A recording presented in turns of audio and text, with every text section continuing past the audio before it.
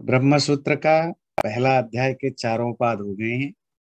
आज से हम दूसरा अध्याय शुरू करेंगे। पहला पाद पहला सूत्र लेंगे।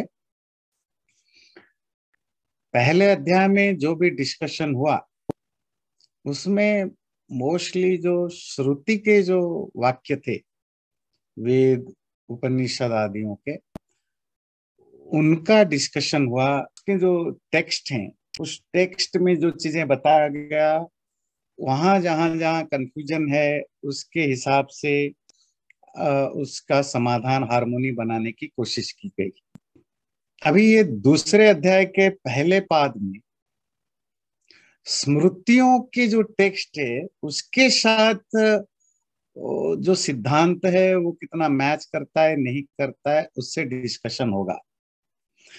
तो श्रुति और स्मृति शास्त्रों को जाने से पहले हम समझ लें, श्रुति लिटरेचर और स्मृति लिटरेचर किसको कहा जाता है, श्रुति साहित्य या स्मृति साहित्य। जो भी ज्ञान रियलाइजेशन के बाद आया, जिसको आप कहते हैं फर्स्ट हैंड नॉलेज, और जो सेकेंड पर्सन को जो ज्ञान हुआ वो सुनने से हुआ, गुरु ने बताया, गुरु का वो फर्स्ट हैंड नॉलेज है, रियलाइजेशन के बेस पर ज्ञान है। उस ज्ञान को उसने बताया, शिष्य ने सुना, और शिष्य का जो ज्ञान है, ध्यान रखिए, वो जो शिष्य का जो ज्ञान हुआ वो श्रुति बेस्ड ज्ञान हुआ, मतलब सुनने से वो ज्ञान हुआ। इसको कहते हैं श्रुति ज्ञान। और वो बेसिकली कौन से लिटरेचर उससे रिलेटेड है? वेद और जो वैदिक साहित्य हैं, जैसे ब्राह्मण, आरण्यक और उपनिषद। पर स्मृति साहित्य किसको कहते हैं? आपने कुछ सुना या पढ़ा या जाना, उसके बेस पर फिर आपने और कुछ सोचा, कुछ लिखा, बोला, वो स्मृति। स्मृति का लिटरेरी ट्रांसलेशन क्या है? मेमोरी। जो ज्ञान मेमोरी बेस्ड है वो स्मृति ज्ञान है। वो लिटरेचर जो मेमोरी के बेस पर लिखे गए वो सब स्मृति शास्त्र हैं। जो रियलाइजेशन के बेस पर बताए गए, वो लिखे गए, वो सब लिखे तो नहीं जाते थे, बोले जाते थे, वो श्रुति शास्त्र है। तो पूरा का पूरा जो वैदिक जो जो हिंदू धर्म के, सनातन धर्म के शास्त्र हैं, वो दो तरह से डिवाइडेड होते हैं, श्रुति और स्मृति। तो वेद उपनिषद आदि स्मृति, बाकी सारे लिटरेचर स्मृति है। मतलब वहां आपका विजडम, इंटेलेक्ट का भी यूज होता है। आपने जो सुना सिर्फ उसी को ट्रांसफर नहीं किया, आपने उसमें अपना सोच, अपना विचार जो उसमें उसके साथ जोड़े, बा उसको इंटरप्रेट करने की कोशिश की, उसको एनालाइज करने की कोशिश की, या आपने कोई नए विचार भी रखे पर उसके मूल में वो पुराना ज्ञान आपकी मेमोरी के रूप में रहा, वो स्मृति शास्त्र है। श्रुति और स्मृति शास्त्र में जो और एक चीज ध्यान देना है, श्रुति स्मृति द्वयोर मध्य श्रुतिरेव गरीयसी। जहां भी श्रुति और स्मृति के बीच में कोई कंफ्लिक्ट आए, सपोज श्रुति शास्त्रों में, वैदिक साहित्य में, और बाद में लिखे गए स्मृति शास्त्रों में कोई एक टॉपिक पर दो अलग अलग विचार आते हैं, तो किसको माने? बोले श्रुतिरत्र महीयसी। जो श्रुति साहित्य है, वेद ब्राह्मण आरण्यक उपनिषद, उनकी वैलिडिटी बनी रहेगी, स्मृति साहित्यों की बात नहीं मानी जाएगी। तो मतलब स्मृति साहित्य सेकेंडरी है, श्रुति साहित्य प्राइमरी। हायरार्की भी वही है, क्रोनोलॉजिकली भी सेम है, और जो अथॉरिटी के हिसाब से भी श्रुति साहित्य ज्यादा अथॉरिटी रखते हैं। स्मृति साहित्य की अथॉरिटी तभी बनेगी जब वो श्रुति के अनुकूल, अर्थात वेद के अनुकूल बात करें। तो स्मृति साहित्य में कौन आते हैं?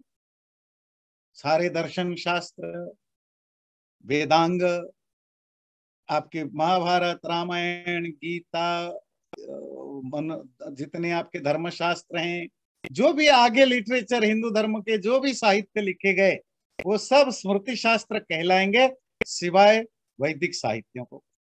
बात क्लियर हुई? श्रुति स्मृति ये बहुत इंपॉर्टेंट है, ये क्लियर होगा फिर आगे आपको चलेंगे। तो गुरु जी, आप बोल रहे हैं ये वेदांत दर्शन या जितने भी दर्शन शास्त्र हैं छह, वो सब सब स्मृति में सब, आएंगे। सब स्मृति हाँ शास्त्र आ जाएंगे। हाँ हाँ, तो इसको आप ऐसे खाली समझिए, आज की दुनिया में जो स्कॉलरशिप जिसको आप कहते हैं, जी। जो स्कॉलरशिप है प्राचीन भाषा में उसको स्मृति कहा जाता था। हाँ, और जो रियलाइजेशन के बेस पर जो आपका कोई कंट्रीब्यूशन नहीं, उस ज्ञान को आपने उस ज्ञान को एक्वायर नहीं किया, वो ऑटोमेटिकली आपके अंदर प्रकट हुआ है। एक्वायरिंग ज्ञान में सेकेंडरी होता है, किसी ने जाना सुना, फिर आपको उसने बताया, फिर आपने उस ज्ञान के बेस पर कुछ नए ज्ञान या उसको उसको आपने कुछ अलग लैंग्वेज में अलग तरीके से रखा, वो स्मृति हो गया। पर जो पहला जैसा मैंने बताया, आपने आज इट इज लिया और दूसरों को ट्रांसफर किया विदाउट चेंजिंग एनीथिंग, तो वो श्रुति का प्रवाह है, श्रुति का फ्लो है। तो जब आपने उसको एनालाइज किया, और एनालाइज कौन करेगा? जिसकी स्कॉलरशिप है, जिसके पास जो जो बुद्धि यूज करता है, अपनी बुद्धि। जहां आपने अपनी बुद्धि यूज की, वो शास्त्र सब स्मृति शास्त्र कहलाते हैं। तो सारे दर्शन शास्त्र, धर्म शास्त्र, अर्थशास्त्र, जितने शास्त्र हैं, ध्यान रखिए, वेद उपनिषद को शास्त्र नहीं कहा जाता। लिखा। वेद उपनिषद को वेद ही कहा जाता है, उपनिषद को भी उपनिषद ही कहा जाता है, ब्राह्मण आरण्यक को ब्राह्मण आरण्यक ही कहा जाता है। इन चारों के अलावा जो कुछ लिखा गया उनका नाम शास्त्र पड़ा। पुराण अलग है, पुराण का मतलब होता है माइथोलॉजी। महाभारत रामायण भी शास्त्र नहीं, वो तो काव्य हैं, एपिक्स हैं। जैसे आप कहते हैं दर्शन शास्त्र, धर्म शास्त्र, है ना, नहीं, अर्थशास्त्र, तो शास्त्र सब स्मृति में आते हैं। वो शास्त्र हो, पुराण हो, एपिक हो, सब स्मृति में काउंट होते हैं। प्रथम अध्याय में, फर्स्ट चैप्टर में जितने भी आपने रेफरेंसेस देखा, वो सारे उपनिषदों के थे। तो उपनिषदों की जो टेक्स्ट है और जो सिद्धांत है, वो सिद्धांतों के बीच में हार्मनी। सिद्धांत क्या है? जन्मादि अस्य यतः, ये संसार की सृष्टि स्थिति प्रलय का जो कॉज है वो ब्रह्म है। इसी पर बात चल रही कि ब्रह्म कॉज है। तो कॉज है तो फिर कौन सा कॉज है? मैटेरियल है, एफिशिएंट है। तो फिर अगर वो कॉज है तो प्रकृति क्या है, आत्मा का क्या रोल है, प्राण का क्या रोल है, जितने भी डाउट्स है वो क्लियर हुआ। पर वो सब डाउट्स या वो सारी डिस्कशन उपनिषद के वाक्यों के रेफरेंस के हिसाब से हुआ। अब जो यहाँ आप पढ़ेंगे तो वादरायण चाहते हैं कि श्रुति से तो हमने हार्मोनी बना ली, अब जो स्मृति शास्त्र है, क्या सारे स्मृति शास्त्र जिस बात को हम कहना चाहते हैं उसमें एग्री करते हैं या नहीं करते? तो स्मृति शास्त्रों के साथ भी हार्मोनी बन। तो स्मृति शास्त्रों में 6 दर्शन शास्त्र भी आ जाएंगे, जानते हैं ना 6 दर्शन शास्त्र। जैसे ब्रह्म सूत्र एक दर्शन है, 6 दर्शन शास्त्र होते हैं ना। न्याय सूत्र गौतम ऋषि के द्वारा, गौतम ऋषि उसके फाउंडर ऋषि हैं, फाउंडर ऑथर हैं। वैशेषिक दर्शन जिसकी जो संस्थापक आचार्य हैं वो है कणाद ऋषि। सांख्य दर्शन जिसके फाउंडर हैं कपिल ऋषि। योग दर्शन जिसके फाउंडर हैं पतंजलि। मीमांसा दर्शन जिसके फाउंडर हैं जैन। ये 5 हो गया। ब्रह्म सूत्र तो आप पढ़ ही रहे हैं, बादरायण। तो ये 6 दर्शन शास्त्र। इसके अलावा 18 स्मृति हैं, मनुस्मृति, याज्ञवल्क्य स्मृति, गौतम स्मृति, धर्मशास्त्र जिसको कहते हैं। फिर इसके अलावा महाभारत है, क्योंकि महाभारत केवल, अच्छा, महाभारत को स्मृतियों में क्यों काउंट किया जाता है? बहुत बड़ा हिस्सा उसकी अर्थशास्त्र, धर्मशास्त्र, दर्शन शास्त्र, वेद उपनिषदों की जो फिलोसॉफिकल डिस्कशन बहुत है, इसलिए महाभारत को भी स्मृति शास्त्रों में काउंट किया जाता है। देखिए, गीता जैसा ग्रंथ जो है, गीता तो ओरिजिनल बुक नहीं ना, इट्स पार्ट ऑफ महाभारत। तो गीता क्या है? इट्स फुल ऑफ डॉक्ट्रिन है, पूरे सिद्धांत का ग्रंथ है, वो कोई स्टोरी तो है नहीं है। तो इसीलिए महाभारत को भी स्मृति माना जाता है, शास्त्रों में काउंट किया जाता है। उसका जो हिस्सा स्टोरी है वो एपिक्स है, जो स्टोरी नहीं है वो सिद्धांत है। तो पहला सूत्र लेते हैं, स्मृति अनवकाश दोष प्रसंग इति चेत न अन्य स्मृति अनवकाश दोष प्रसंगात्।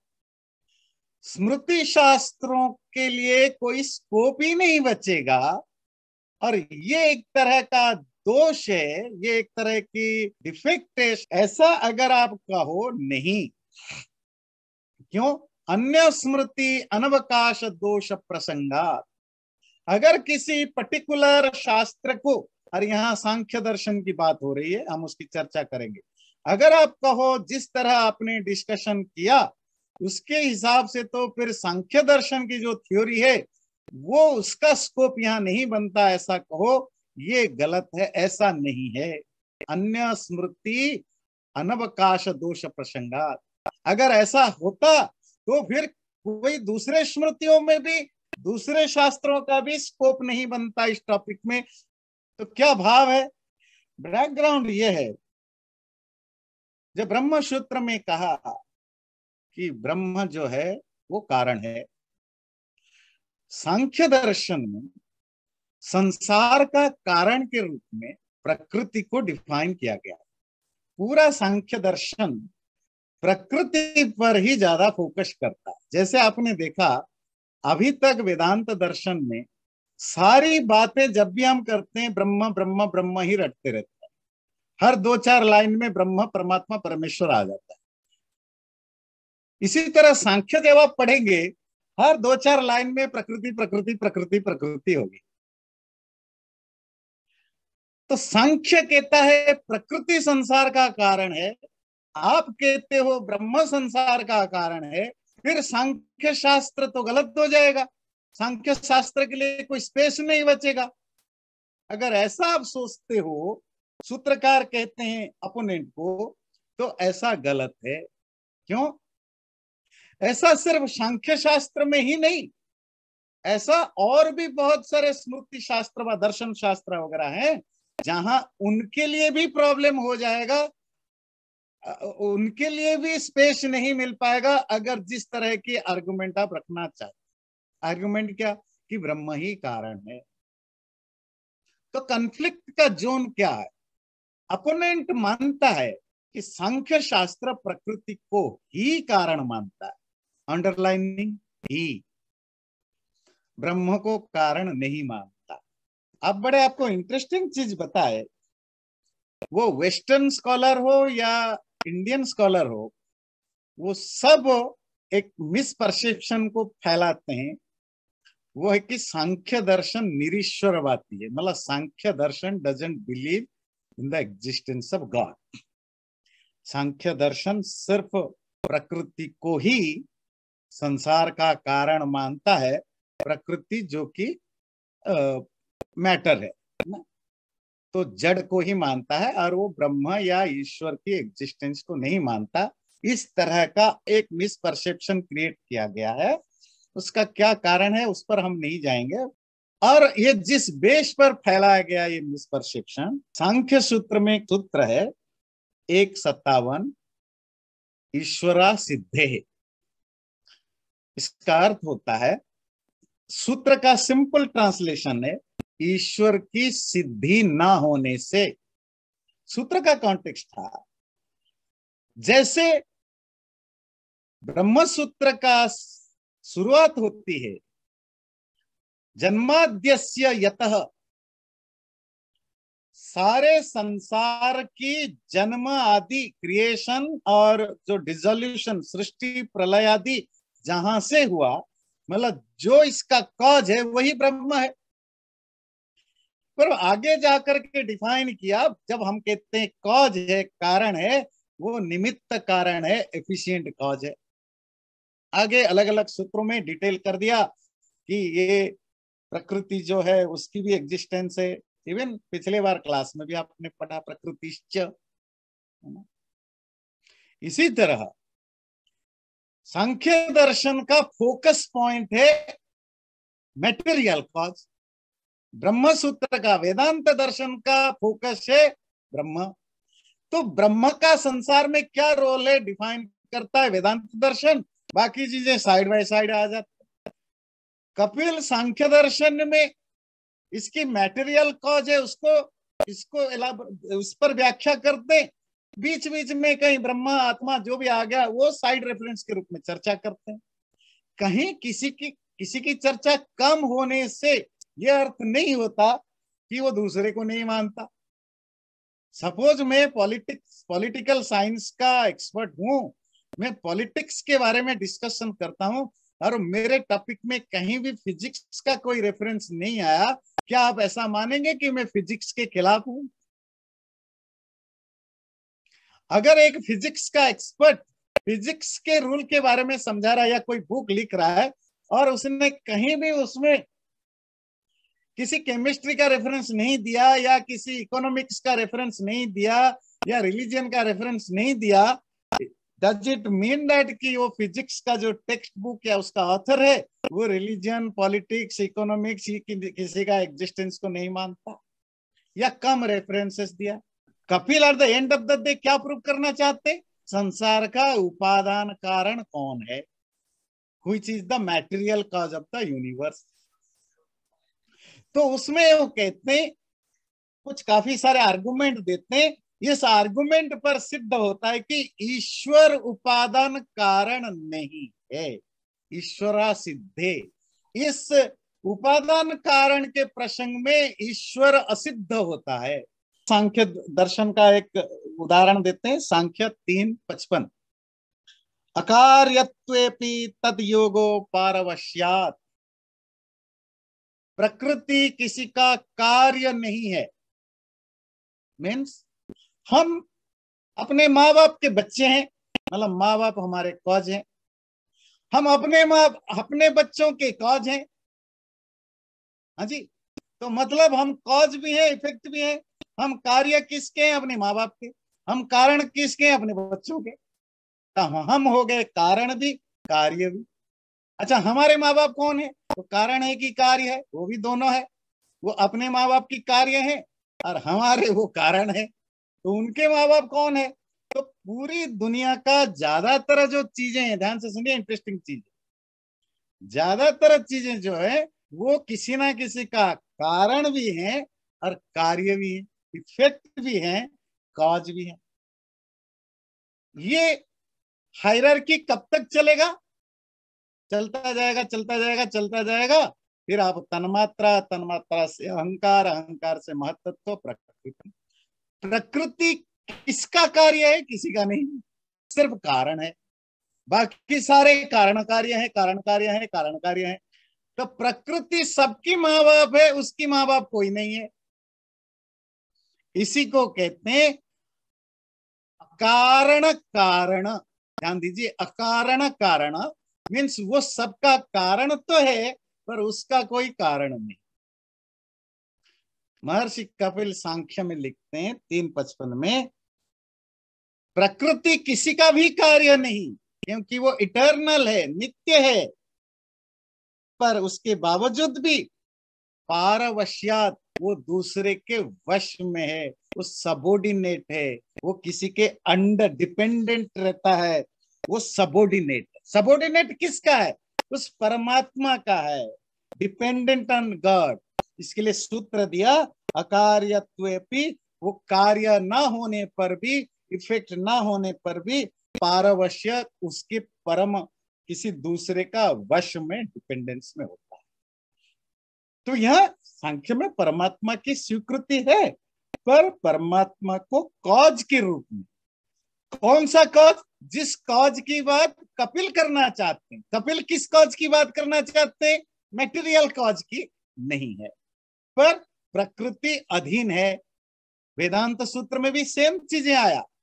कपिलाचार्य का फोकस पॉइंट है प्रकृति, पर वो परमात्मा की एग्जिस्टेंस और परमात्मा की सुपीरियरिटी को भी मानते हैं। ये जो डिस्कशन के कारण से कहीं कंफ्यूजन ना हो, लोगों को ना लगे कि सांख्य दर्शन जो है वो प्रकृति को ही कारण मानता है और वेदांत दर्शन ब्रह्म को कारण मानता है, ये कंफ्लिक्ट कहीं ना हो, तो बादरायण लिखते हैं, सूत्र को देखिए, स्मृति अनवकाश दोष प्रसंग इति चेत, दूसरे स्मृतियों में इस टॉपिक में के बारे में कोई स्कोप रहेगा ही नहीं, इससे दोष या एक डिफेक्ट आ जाएगा। अगर ऐसा कुछ लगे, दोष आ जाएगा मतलब अगर ब्रह्म सूत्र के द्वारा बताए गए ब्रह्म ही कारण है ये मान लिया जाए, तो जो दूसरे स्मृति शास्त्रों में दर्शन, यहाँ सांख्य दर्शन को रेफर करके बताया गया, वहां जो बताया गया प्रकृति कारण है, तो उसके लिए तो कुछ को बचेगा नहीं। तो कहते हैं उसकी समाधान अगले लाइन में कहते हैं, ऐसा नहीं, अन्य स्मृति अनवकाश दोष प्रसंगा। अगर ऐसा हमारा इंटेंशन होता तो फिर केवल सांख्य नहीं, फिर तो बहुत सारे स्मृति शास्त्रों के लिए भी स्कोप नहीं बचता, क्योंकि ये सांख्य जिस चीज को बात करता है प्रकृति, वो सिर्फ सांख्य में नहीं, ये तो दर्जनों लिटरेचर में है, दर्जनों दर्शन शास्त्र, धर्म शास्त्र, महाभारत। फिलहाल हम वैदिक लिटरेचर की बात नहीं कर रहे, वैदिक लिटरेचर का डिस्कशन डन हो चुका है। इवन वैशेषिक दर्शन में भी या दूसरे शास्त्र मनुस्मृति आदियों में भी उनका भी बेस नहीं बनेगा। और ऐसा सच नहीं है, हमने प्रकृति को भी माना है, ब्रह्म को भी माना है, इसलिए सांख्य जो कह रहा है हम उसके, हमारा और सांख्य के बीच में कोई कंफ्लिक्ट नहीं है, हमारा और मनुस्मृति या महाभारत या दूसरे स्मृति शास्त्रों के बीच में कोई कंफ्लिक्ट नहीं है। तो मनुस्मृति का एक श्लोक आता है, सो अविद्या या शरीरात स्वात् शिश्रुक्षुर विविधा प्रजा। वो परमात्मा अविध्यान करके, पिछले क्लास में अविद्या पढ़ा था, संकल्प है ना, सो अकामयत साइख्यत, उसने अविध्यान करके अपने शरीर से संसार को उत्पत्ति करना चाहा। अब शरीर से उत्पत्ति करना चाह, कोई कहेगा देखो परमात्मा ने खुद अपने आप से पैदा किया तो वो मैटेरियल कॉज है, तो फिर सांख्य का प्रकृति कहाँ आ गया? नहीं, ये भी आपने पिछले बार पढ़ा कि हमारे शास्त्रों में प्रकृति को परमात्मा का शरीर के रूप में रेटोरिटिकली बताया जाता है। जैसे बृहदारण्यक उपनिषद में एक आता था, यस्य पृथ्वी शरीरम यस्याप शरीरम यस्याग्नि शरीरम यस्यांतरिक्षम शरीरम। पृथ्वी जिसका शरीर है, अग्नि जिसका शरीर है, आप जिसका शरीर है, अंतरिक्ष जिसका शरीर है। प्रकृति मोस्ट ऑफ टाइम या जो मैटेरियल चीजें हैं वो परमात्मा के शरीर के रूप में बताया जाता है। शरीर का क्या सेंस है? जो शटल होता है वो आत्मा के रूप में, जो उससे ग्रस होता है रिलेटिवली उसको शरीर के रूप में बताया जाता है। जैसे सबसे बढ़िया उदाहरण श्वेताश्वेतर उपनिषद और मुंडक उपनिषद का था, यथोर्ण नाभि सृजते गृह्यते च। जैसे मकड़ी अपने शरीर अपने से जाल बनाता है और अपने में समा लेता है। तो जब मकड़ी कहते हैं, जो समझते नहीं है, जो बिल्कुल सरफेस लेवल की अंडरस्टैंडिंग रखते हैं, तो मकड़ी देखो, मकड़ी से जैसे उपनिषद में कहा, मकड़ी से जैसे जाल पैदा होता है, मकड़ी में समा जाता है, वैसे ब्रह्म है। मकड़ी जो है आत्मा प्लस शरीर है। आत्मा अभिध्यान करता है कि मैं बनाऊं, शरीर से बनाता है, तो वो जाल शरीर से निकलते हैं, शरीर से समा जाते हैं। शरीर इसी को आप ब्रह्मांड में खपा दो, ब्रह्मांड के साथ ले जाओ। तो परमात्मा अभिध्यान करता है कि मैं बनाऊं, तो अपने शरीर वो बनाता है अपने से मतलब प्रकृति उसकी शरीर है, प्रकृति से बनाता है, प्रकृति से समा लेता है। तो हमारे शास्त्र बिल्कुल क्लियर है, परमात्मा और प्रकृति की जो रिलेशनशिप है वो कैसा है? शरीर और आत्मा की तरह। सांख्य दर्शन में बड़ा सुंदर एग्जाम्पल देता है, आत्मा और प्रकृति की रिलेशनशिप कैसा है? बोले एक अंधा और एक लंगड़ा, दृष्टि के कॉन्टेक्स्ट में दोनों ही इनएफिशिएंट है, मतलब सफिशिएंट नहीं है। तो उदाहरण देते हैं, जैसे एक जंगल में आग लगा तो सब दौड़ के भागे, पर एक अंधा और लंगड़ा भाग नहीं पा रहे थे, क्योंकि अंधा वो बार बार गिर रहा था, उसको दिखाई नहीं दे रहा था, लंगड़ा को दिखाई तो दे रहा था, फिर पैर न होने से दौड़ नहीं पा रहा था। दोनों ने मिले एक दूसरे से, एक कंप्रोमाइज, एक डीलिंग हुई कि अंधा जो है वो दौड़ेगा क्योंकि इसका पैर है, लंगड़े का पैर नहीं पर आंखें हैं, वो कंधे पर बैठेगा। दोनों ने मिला, अपना अपना काम बांट दिया, अंधा चलेगा और लंगड़ा रास्ता दिखाएगा। तो दोनों आसानी से रास्ता पार कर गए। तो सांख्य दर्शन में कहते हैं कि इसी तरह प्रकृति चेतन नहीं है तो अपने आप बना नहीं सकता, पर प्रकृति से ही संसार बनेगा। प्रकृति में परमात्मा को बनाना है, पर परमात्मा मैटर नहीं है तो परमात्मा से बन नहीं सकता। तो मैटर और परमात्मा के बीच में एक डील हुई कि मैं ऑर्गेनाइज करूंगा और तुमसे चीजें बनाई जाएगी। तो ये रिलेशनशिप ऐसी ही है जैसे हमारा शरीर एक मकड़ी है या एक इंसान है।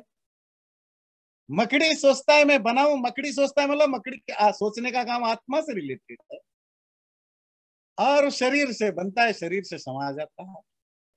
इस तरह के बहुत सारे महाभारत और वगैरह का उदाहरण है, बहुत सारी चीजें हैं। चैनल को सब्सक्राइब जरूर करें और वीडियो अच्छा लगे लाइक भी जरूर करें।